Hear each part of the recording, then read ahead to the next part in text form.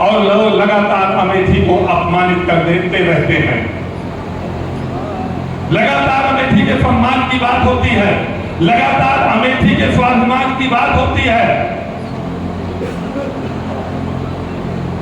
और अमेठी घूम के नहीं देखा जाता, अमेठी घूम के नहीं देखा जाता। टिकट भी फाइनल करने के लिए यहाँ के लोगों को दिल्ली का दरबार दिखाया जाता है। ये है अमेठी का सम्मान और स्वाभिमान। राजनीतिक बंदिशें होती हैं। एक बार एक सामाजिक कार्यक्रम में आया हूं, बहुत राजनीतिक बात तो नहीं करना चाहता हूं, लेकिन इतना जरूर कहना चाहता हूं कि लगातार इसी गौरीगंज में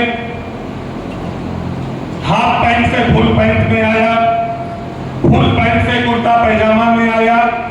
इसी गौरीगंज के निवासियों ने उंगली पकड़ के आगे चलना सिखाया। इसी गौरीगंज के कस्बे में चौराहों पर बैठकर आपसे राजनीति सीखी। इसी गौरीगंज में रहते हुए आपकी सेवा करता रहा और आपने अपना आशीर्वाद देके हमको आगे बढ़ाया। लगातार कभी आपने हमको हतोत्साहित नहीं होने दिया। और एक चीज हमेशा याद रखिएगा, आपने हमेशा हमारे सम्मान को बचाए रखने का काम किया है। तो मैंने भी कभी आपके सम्मान पे कोई आंच लगा के आपको सम्मान पे कोई ठेस पहुंचा पाए, इसके लिए हमेशा सीना तान के आपके साथ खड़ा हो गया था। मैं केवल एक चीज आपसे कहना चाहता हूं, सामाजिक संकट भी था, धार्मिक संकट भी था। कुछ दिन पहले से मैं देख रहा था कि राजनीति को महत्व दिया जाए कि अपने लोगों की जनभावनाओं को महत्व दिया जाए। मेरे सामने जब समस्या आई कि राजनीति को चुना जाए या राम को चुना जाए, तो मैंने राम को चुनना उचित समझा। राजनीति तो नहीं निर्णय लिया। मैं दूसरी बात केवल आपको ये कहना चाहूंगा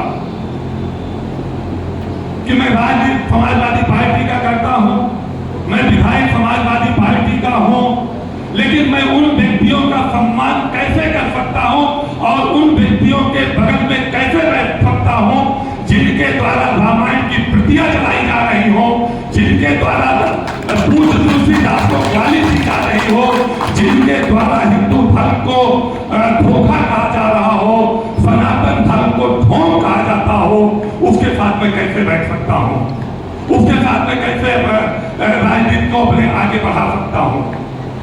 मैंने विधानसभा अध्यक्ष को पत्र लिखा कि माननीय विधानसभा अध्यक्ष जी, मेरी इच्छा है कि हम सभी विधायकों को 22 फरवरी को के आराध 22 जनवरी को हम सबके आराध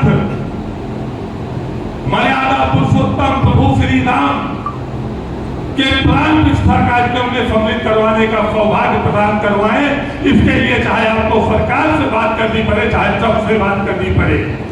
22 को नहीं हो पाया, उसके एक हफ्ते के अंदर हमारे प्रस्ताव को मानते हुए विधानसभा अध्यक्ष जी ने लखनऊ से प्रभु राम के दर्शन का कार्यक्रम बनाया और हम लोग नहीं जा सके। बताओ उस दिन हमारी आत्मा रोई होगी कि नहीं रोई होगी? उस दिन मेरे मन को उस दिन कष्ट पहुंचा होगा कि नहीं पहुंचा होगा? उस दिन हमारी भावनाओं को ठेस पहुंचा होगा कि नहीं पहुंचा होगा? श्री हीरालाल कश्यप जी प्रधान सोगरा, मैं नाम जरा जल्दी से पढ़ रहा हूँ, आप सब आते जाएं। श्री पवन सिंह जी प्रधान प्रकाशपुर, श्री संतोष सिंह जी प्रधान सैठा, श्री यदुनाथ मौर्य जी प्रधान पहाड़पुर, श्री राजकिशोर सिंह जी बब्बन। अब मैं निवेदन करूंगा कि आप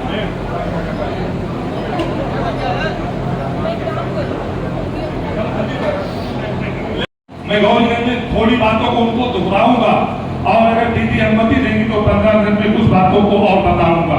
अगर आपके पास जरूर समय जरूर मैं आपसे चाहूंगा। आज मैं यहाँ खड़ा हूँ एक याद में, जिसका गौरीगंज से न तो कोई जन्म से रिश्ता था न कर्म से रिश्ता था, लेकिन इसी प्रांगण में जिन्होंने अपने जीवन के अंतिम समय की यात्रा का संचालन किया और इसी प्रांगण में अपने जीवन की अंतिम सांस को लिया। मैं ये गौरीगंज की वो धरती है जो अतिथियों का सम्मान करती है, अतिथियों को सर पे बिठाती है, हमेशा आंखों में ही नहीं अपने दिल में बसा के रखती है। ये गौरीगंज की धरती वो धरती है। कहाँ तक लूंगा, सबका स्वागत करता हूँ, अभिनंदन करता हूँ और पुनः आयोजक बंधुओं को इस बात के लिए बधाई देता हूं और राम प्रसाद जी ने जरूर भावावेश में कमल की बटन दबाने की भी बात कर दिए, भाजपा के लिए वोट भी मांग लिए और दीदी को जिताने की भी बात कर दिए। लेकिन मैं इस सार्वजनिक कार्यक्रम में आया हूं, राजनीतिक कोई बात नहीं करूंगा, मैं दलीय कोई बात नहीं करूंगा, इसलिए कि समय आचार संहिता है और दलीय भावनाओं से सब लोग बंधे हैं और सबके सामने दलीय संकट भी है, लेकिन कुछ चीजों पे प्रकाश जरूर डालूंगा। निवासियों, हमारे राजनीतिक मार्गदर्शकों, हमारे परिवार के सदस्यों, हमारे दुख सुख के साथियों, कभी मन पे हमारे चोट मत लगाना और जिस दिन मन पे चोट दे दोगे मैं दोबारा नहीं खड़ा हो पाऊंगा और दोबारा आपकी सेवा नहीं कर पाऊंगा। कभी मन पे हमारे चोट मत देना। तन पे चोट देते रहे लोग, तन पे चोट देते रहेंगे, उसका इलाज करा के आपकी सेवा में फिर लग जाऊंगा। तन की चोट कम की मैं चिंता भी नहीं करता हूं, लेकिन मन की चोट की जरूर चिंता करता हूं। और मेरा मन आज क्या कह रहा है, मेरा मन आज क्या करना चाहता है, मेरा मन आज किसके साथ खड़ा है। मैं आज राष्ट्र की सेवा करना चाहता हूं, राष्ट्र की सेवा करने वालों का सम्मान करना चाहता हूं। मैं राष्ट्र का करना चाहता हूं, राष्ट्र को सम्मान देना पड़े और अपने मन को थोड़ा मारना पड़े तो जरूर इस काम को करिएगा। इतना मैं आप सबसे अनुरोध करता हूं, विनती करता हूं। एक चीज मैं और आपसे कहना चाहता हूं, सम्मान के लिए हमेशा लड़ता रहा हूं, लड़ता रहूंगा आपके सेवक के रूप में। और अगर कहीं आपके सम्मान पे कोई आंच आएगी तो जैसे परिवार के मुखिया से लड़ा जाता है, एक परिवार का मुखिया से अपने परिवार का एक सदस्य लड़ता है, उस आपके सम्मान की रक्षा के लिए अपने मुखिया से भी लड़ना पड़ेगा। अमेठी की मुखिया से तो जरूर लड़ूंगा। कहा जाता है अपने छोटों के लिए, उस बात को मैं जरूर करूंगा, इस बात को मैं जरूर करूंगा। ये भरोसा और विश्वास रखिएगा। और मैं तो इतना जरूर कहता हूं कि आज राजनीति कुछ भी कह रही हो, मैं भी 25-30 साल से इस गौरीगंज में सक्रिय राजनीति कर रहा हूं। अगर अमेठी की सड़कों, अमेठी के पेयजल व्यवस्था, अमेठी की स्वास्थ्य सुविधा, अमेठी के लोगों की चिंता अगर कोई किया है तो आप स्वयं समझते हैं कि किसने किया है और कितने किसने किया है। ये किसी को बताने की जरूरत नहीं है। और अमेठी में किसने कितना समय दिया है ये भी सबको पता है। अमेठी में समय किसने कितना दिया है ये भी सबको पता है। मेरा पुनः आपसे, जब पूरे हिंदुस्तान में आदरणीय मोदी जी की लहर चली, पूरे उसमें उत्तर प्रदेश में भी चली, अमेठी में आदरणीय दीदी जी की भी लहर चल रही थी, उस समय भी आपके गौरीगंज वालों ने फिर 2022 में